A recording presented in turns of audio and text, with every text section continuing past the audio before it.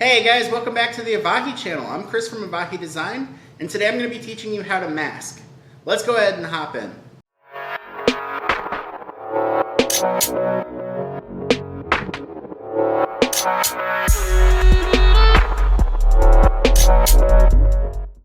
Masking is a fundamental skill that every designer and photographer is going to need to know how to do.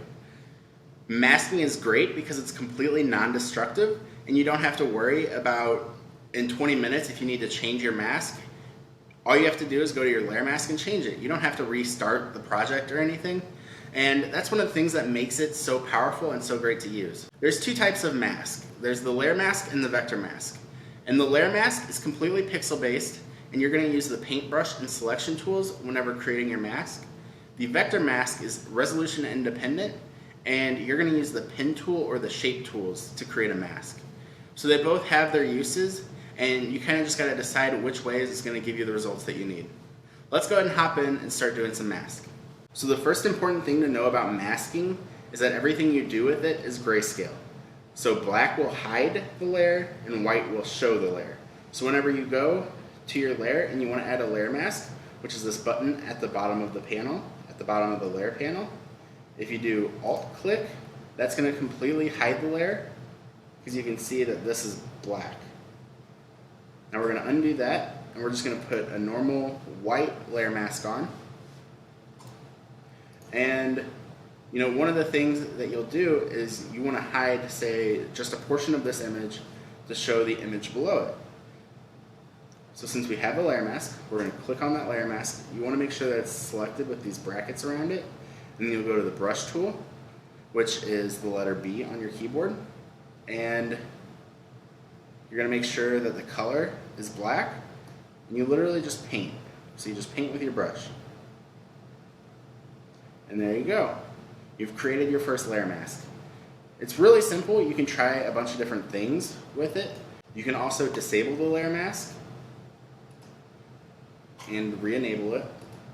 You can also delete it, or you can apply a layer mask. If you apply the layer mask, that pretty much commits it to that image so that you're not going to be able to change it. So it's kind of like using the eraser tool. So we're going to Command Z and go back to our layer mask. We're going to flip using the keyboard X, and that's going to change us back to the white brush. And so we can just brush the image back in. And there we go. Now we have no layer mask. You can also use the paint bucket to do the entire layer. You can also create a selection and use that to mask it out. So now that you've created the selection, you go back to your brush tool, make sure that you're on black, and there you go. Now you have just a square that's masked out. And you can use any of the selection tools to be able to do that. You can even use the pen tool. Let's go ahead and Command Z back to the original image. And you can use the pen tool, draw out a couple points and make selection, new selection, and then you can brush it out. So that's one way to use the pen tool with mask. The other way to use the pen tool is with vector masking. So let's go ahead and put the image back to where it was. I don't really use vector mask as much, but you're able to use the pen tool and make a shape, and then up here under the pen tool properties, you make a new mask, and there you go. And you can even, after you've made that, you can go ahead and drag it around. You can change it. You can do whatever you need to do with that, just like you would with the pen tool. So that's another way to create a mask.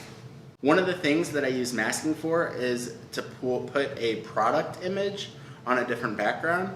So I'll go in with the pen tool, and I'll cut it out with the pen tool. I'll make a selection, and then I'll make my mask. And then I use that and bring it over to its new background. And that's a great way to put a new background on your product images.